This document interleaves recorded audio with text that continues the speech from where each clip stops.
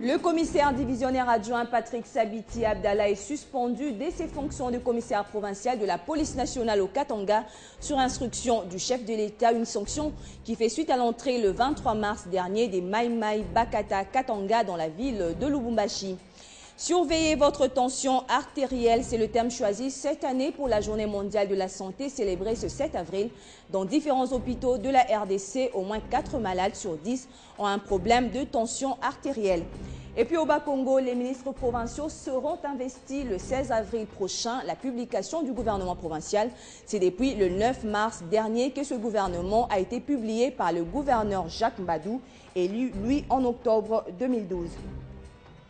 Voilà tout pour les titres. Merci de nous recevoir chez vous. Les sanctions continuent de tomber suite à l'entrée le 23 mars dernier des Mai Mai Bakata Katanga dans la ville de Lubumbashi.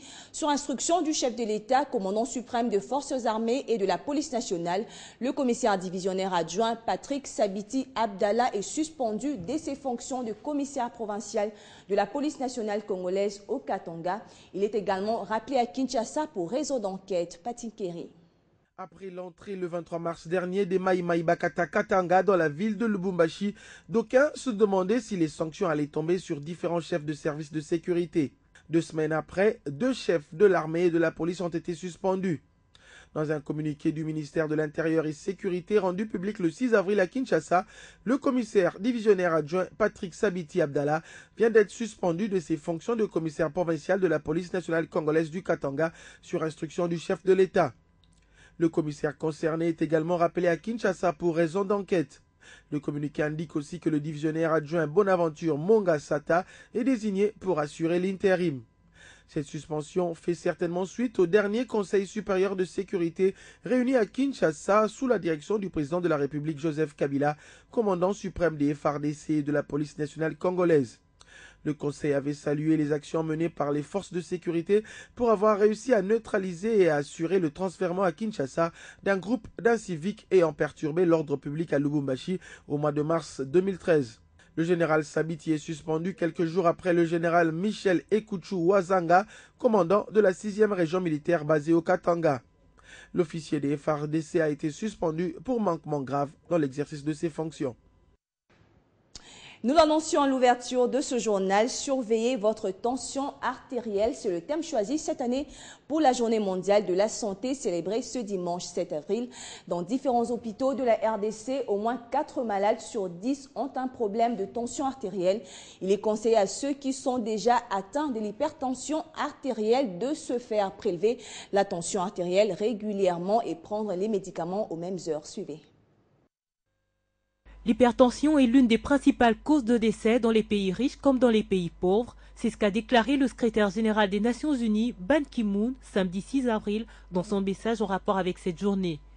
Il a rappelé qu'un adulte sur 3 souffre de l'hypertension dans le monde. Ban Ki-moon a invité toute personne adulte à se faire contrôler régulièrement la pression artérielle par des professionnels de santé pour prévenir cette pathologie. L'hypertension, à l'origine de maladies cardiovasculaires, n'est pas souvent diagnostiquée. Il est toutefois facile de prendre des mesures lorsqu'elle est dépistée tôt. Cela permet aussi de réduire les risques de crise et d'insuffisance cardiaque ainsi que d'accident vasculaire cérébral. L'hypertension artérielle est une pathologie cardiovasculaire définie par une pression artérielle trop élevée, supérieure à 140 mm de mercure. Un mode de vie sain peut aider à vivre plus longtemps en observant aussi quelques règles de vie telles que réduire la consommation de sel, manger équilibré, limiter la consommation d'alcool et de tabac, faire de l'exercice régulièrement, éviter le stress, réduire le risque d'hypertension. Les forêts et le bassin du Congo constituent l'une des ressources importantes pour le développement de la sous-région de la CEAC, comme adopté dernièrement lors de la 13e session des chefs d'État de cette organisation sur l'environnement à Brazzaville. C'est ce qui justifie cette dotation ce samedi 6 avril par le secrétaire général de la CEAC à la RDC d'un bateau. C'est pour une meilleure surveillance des aires protégées ainsi que les écosystèmes des bassins du Congo. C'est une visite présentation du nouveau bateau qui vient de réceptionner la RDC, un don de la communauté économique des États de l'Afrique centrale au programme d'appui à la conservation des écosystèmes du bassin du Congo en vue de permettre une bonne préservation et conservation des ressources naturelles de la sous-région. Nous réjouissons de ça parce que ça va permettre de rassurer et d'assurer aussi la protection de l'environnement à travers les patrouilles que nous allons faire le long du lac pour préserver ces écosystèmes qui sont précieux pour le bassin du Congo et pour le monde, parce que vous savez que le bassin du Congo représente un grand bénéfice pour le monde à travers tout ce qu'ils apportent comme bénéfices écosystémiques.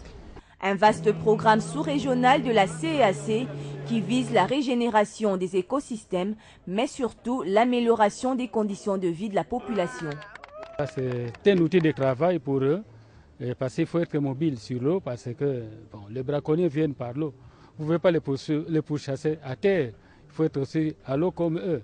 Il faut avoir un outil beaucoup plus performant que le leur pour les pourchasser, la vitesse, tout ça, et la robustesse de la coque et tout ça, il faut être très sûr du matériel que vous utilisez.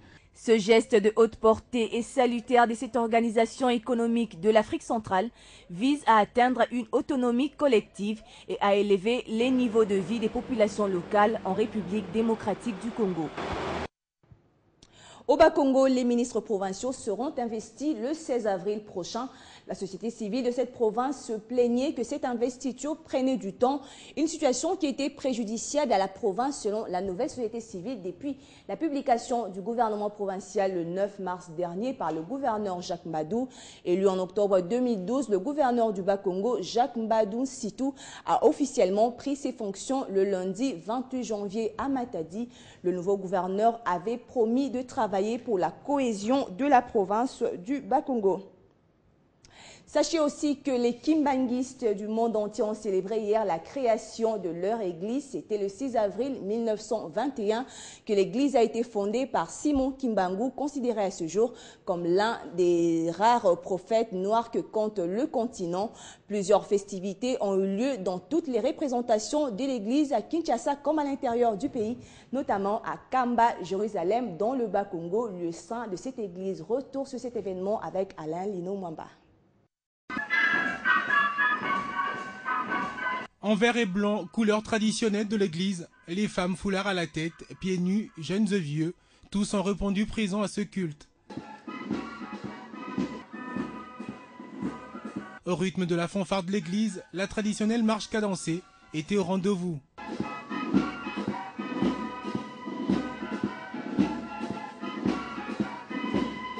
Une fête, oui, mais surtout une occasion d'appeler les uns et les autres à la repentance. Les messages du 6 avril, c'était les messages de repentance.